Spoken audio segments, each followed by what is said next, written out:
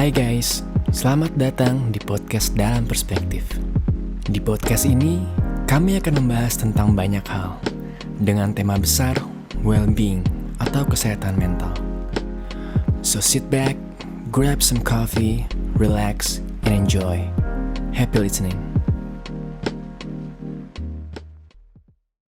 Kembali lagi bersama Dalam Perspektif, gue Agung. Gue ditemenin sama teman gue nih, satu kuliah dan juga satu tim juga nih Dalam Perspektif. Ada Noven, hai Nov. Halo.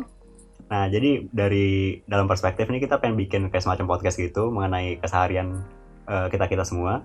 Nah, buat topik yang sekarang kita bakal ambil tuh bakal mengambil mengenai kesepian, loneliness di masa pandemi ini. Iya, betul sekali.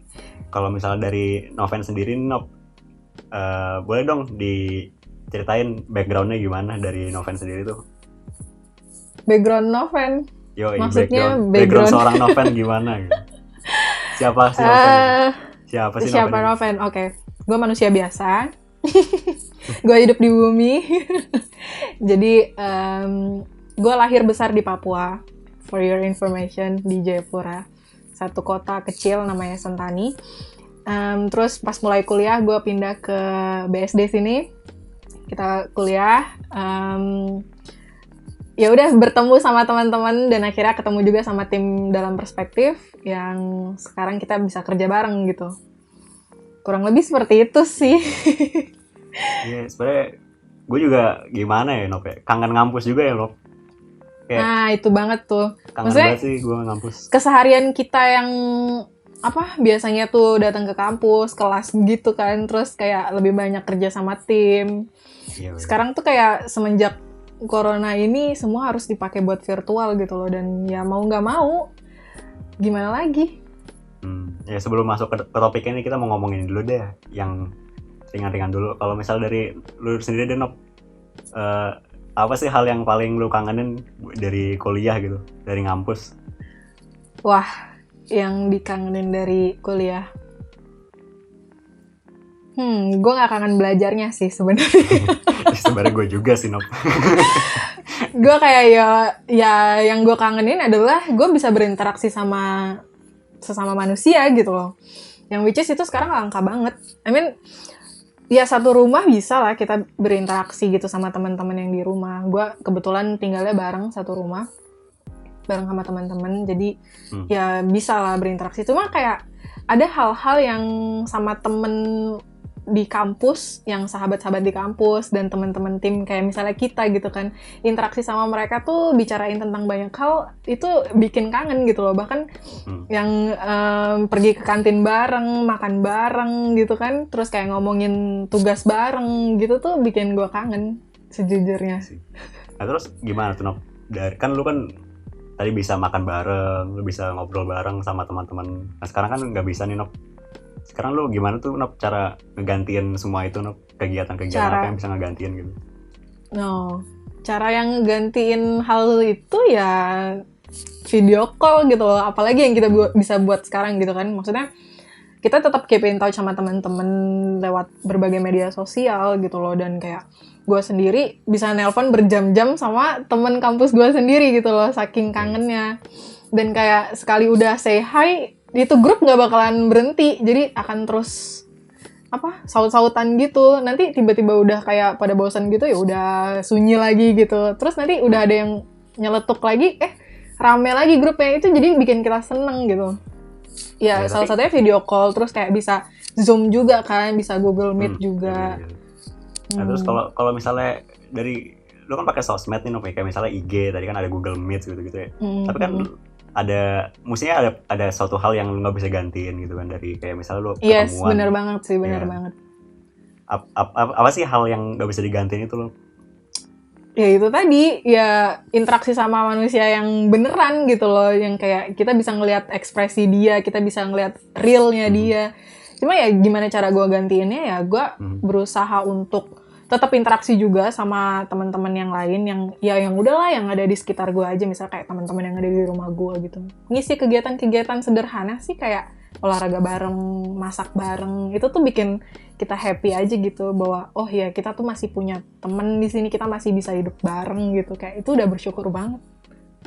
Jadi sering-sering masak bareng ya Nop. Iya, seru-seruan bareng gitu. Maksudnya di masa pandemi ini ya, yang gue tahu kayak masak tuh juga bisa ngilangin stres. Dimana lu kayak, yang pertama lu bisa nge-appreciate diri lu sendiri karena bisa berhasil membuat sesuatu, ya kan?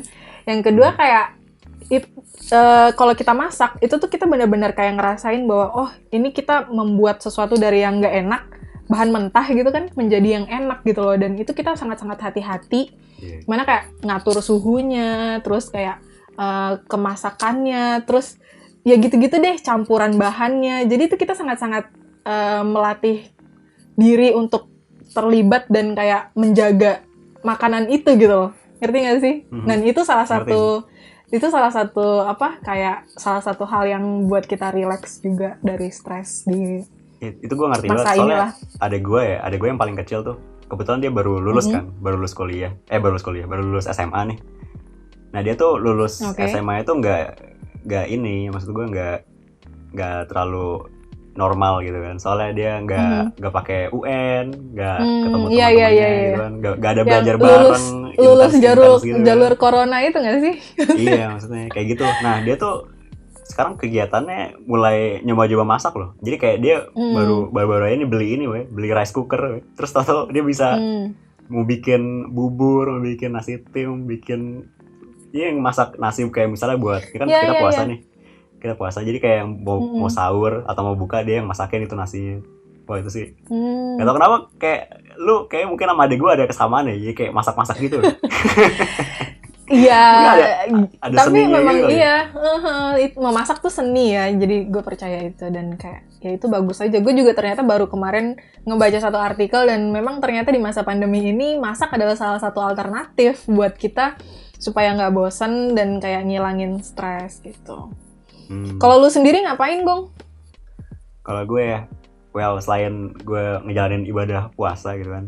Ya iyalah, gitu, pastilah ya gue juga. Traweh gitu-gitu. Tapi kalau misalnya ngomongin mengenai kayak kesepian tadi ya, kayak apa yang gue lakukan untuk istilahnya survive, tanda kutip survive atau bertahan lah ya, bertahan dalam kesepian tuh, gue lebih explore diri gue sendiri sih. Gak tau kenapa gue mungkin kalau kata orang tuh apa introvert gitu kan. Kayak lu lebih ke dalam diri lu sendiri gitu. Kayak lu emang nyaman nih dengan diri lu gitu. Kayak lu merasa nyaman lah dengan diri lu. Tapi ada satu miskonsepsi aja sih, kayak nggak selamanya tuh orang-orang yang pengen berdiam diri tuh kayak tahan gitu loh, diam selamanya gitu. Nah gue tuh juga gitu kan kayak. Maksudnya introvert tuh bukan yang kayak seneng di dalam kamar terus-terusan gitu ya? Nah itu gue juga kan, selain gue tadi mengenal diri ya, gue juga ngobrol-ngobrol sih sama, kebetulan kan adik gue juga ada di sini gitu kan, jadi kayak gue ngobrol tadi sama adik gue, jadi kayak sesimpel kayak lu ngapain gitu kan, oh gue masak nasi misalnya, oh ya udah, terus gue liatin aja, terus sambil ngobrol-ngobrol kecil istilahnya, sebenarnya lebih kayak say hello aja ke orang-orang sekitar gue gitu loh. Misalnya ada adik gue, ya udah gue say hello ke adik gue, misalnya ada nyokap ya udah gue say hello ke nyokap gue misalnya gitu. Ngobrol-ngobrol kayak how's your day, kayak small talks, tapi impactnya sih lumayan gede sih, karena lu merasa kalau lu nggak sendirian gitu loh. Ya, gue tuh sampai ini loh, rela beli raket dan kok, udah nggak sih kok buat badminton itu? Karena gue ngerasa kayak nggak sehat gitu kan kalau misalnya di kamar terus, rebahan terus, ya gimana? Meskipun gue ngerasa tuh, meskipun kita suka rebahan, tapi kayak lama-lama pegel nggak sih? Iya weh, gue merasa jadi kayak, aduh olahraga gue apaan weh, e-sport. Nah itu makanya, jadi kadang gue jogging, kadang gue juga sampai bela-belain beli badminton, alat badminton. Terus kayak ya udah, meskipun di komplek gue sekarang ini tuh kayak area wajib banget pakai masker. Jadi sekalipun kita mau olahraga di luar, kita tetap harus pakai masker. Tapi ya udahlah ya, daripada kita nggak ketemu sama manusia dan kayak kita nggak ngelihat dunia luar gitu. Ya udah, agak nggak nyaman sih sebenarnya. Tapi ya udah. Bagus sih meditasi, gue bakalan pengen nyoba deh kayaknya. Meditasi itu sebenarnya bisa gampang banget sih. Lu bisa coba hubungin salah satu tim kita tuh, Grady. Wah itu tuh dia meditasi. Setelah udah master lah. Ayo gimana ya? HP itu menjadi candu utama buat gue. jujur aja. Mhm. Jadi kayak Iya, weh. ada kayak perasaan dimana ketika lu berharap fokus gitu kan, yang di pikiran lu tuh kayak notif apa gitu. Iya, itu menurut gue sih. Ini menurut gue ya. Menurut gue tuh udah istilahnya udah nggak sehat sih. Kalau dari gue. Nah. Soalnya kan makin banyak waktu yang sekarang ini itu kan kita lebih banyak melihat HP kan, karena emang nggak ada tempat lain, kita mau interaksi sama orang juga susah gitu kan. Jadi ya satu-satunya akses hanya HP, dan kayak media sosial tuh bagi kebanyakan orang juga candu banget. Yang which is itu sebenarnya ada juga di gua gitu loh, kayak kita tuh susah banget untuk bisa ngelepas dari HP. Kalau misalnya HP gua nggak lowbat, gua nggak bakalan lepas gitu. Kayaknya kayak gitu kan. Maksudnya pertama gara-gara emang orang-orang di sekeliling gue, misalnya kayak keluarga, itu kan emang jauh. Keluarga gue kebetulan lagi ada memang tinggal di luar daerah gitu kan, di Jayapura sana. So segala hal yang terkait dengan komunikasi pasti gue lewatnya HP gitu loh, dan semua informasi apapun kayak berita-berita dan lain sebagainya, teman-teman itu juga kan gue lewat HP. Itu sadar nggak sadar, itu tuh makin kesini tuh makin kayak bikin kita makin candu gitu loh.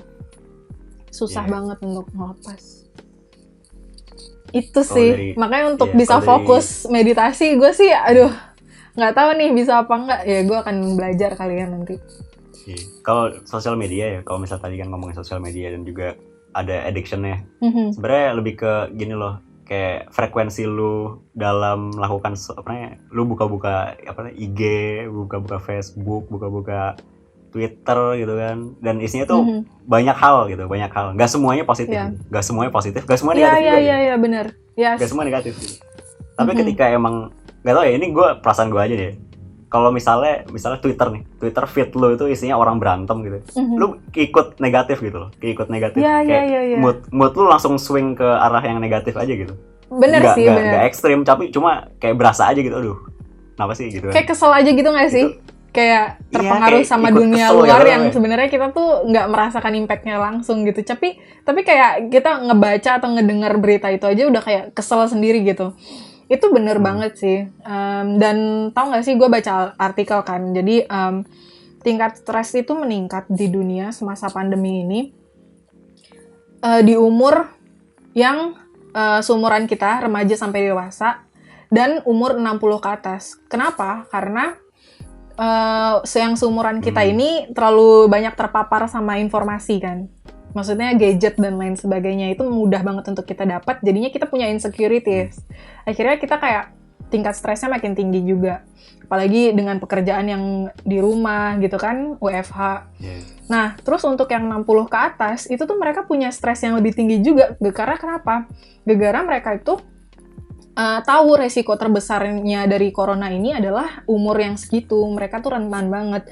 Jadi tuh mereka punya level stres yang kurang lebih meningkat sama dengan seumuran yang kita gitu. Itu sih gue baca di artikel. Jadi ya membaca berita dan addiction terhadap media sosial itu ada baiknya, ada enggaknya juga gitu loh.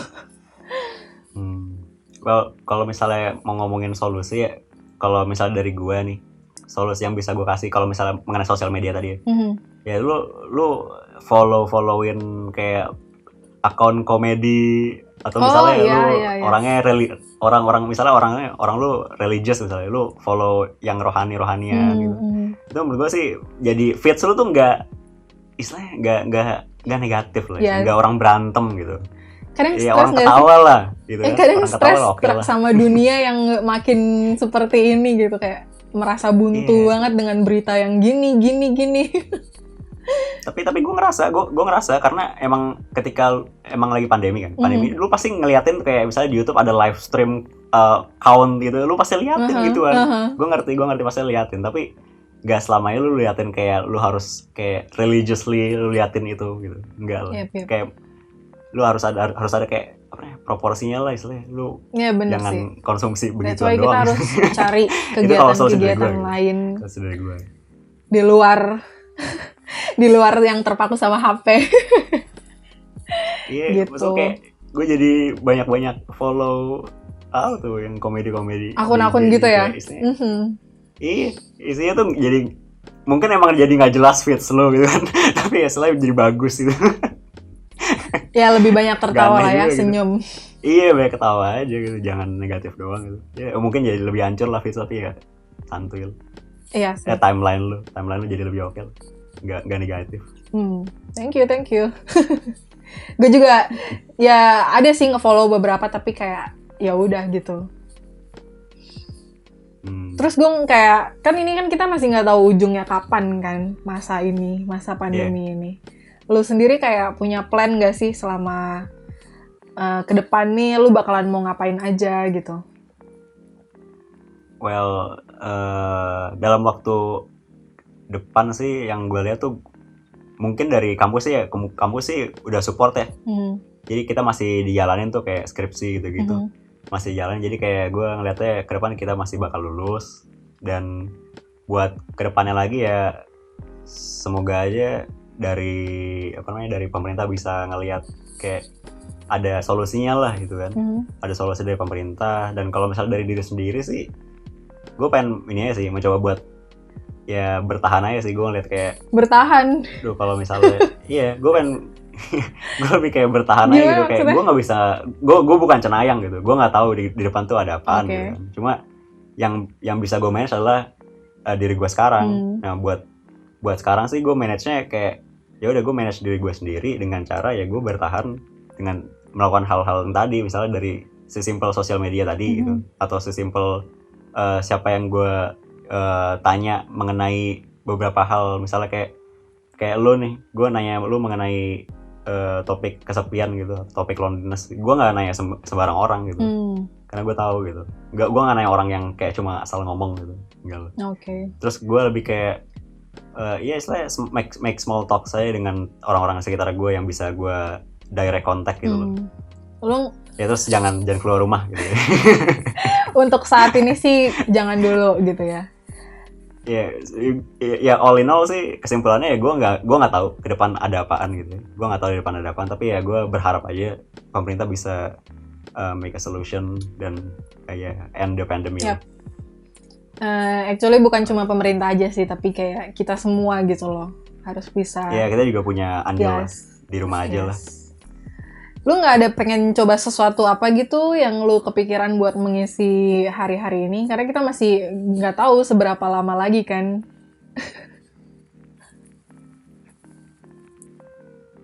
Well, ya alhamdulillah sih, mas gue kayak buat mengisi terutama bulan ini ya, soalnya kan lagi puasa nih, jadi kayak gue lebih kayak ke religion gue aja lah, kayak ke agama gue aja gitu, kayak lu bisa melakukan banyak hal lah. Iya. Sesimpel kayak lu sholat gitu, sesimpel lah, kayak istilahnya mendekatkan diri aja sih, kayak sesimpel gitu lah. Oke. Semoga semuanya menjadi lebih baik di masa mendatang. Amin. Nah, buat teman-teman nih yang mau ikutan cerita dan ikut podcast kita juga, kalian juga bisa lihat di bio kita tuh udah ada link dari Linktree ya. Nah itu kalau kalian bisa masuk ke G-Form-nya dan bisa langsung daftar di situ kalau misalnya kalian interested. Nanti kita komunikasi lah supaya kita bisa ngobrol kayak gini. Topiknya keseharian aja. Benar banget. Oke, sekian ya dari kita nih, dari Noven dan gue nih Agung. Sekian deh. Makasih udah dengerin. Sampai jumpa. Stay safe. Thank you. Bye.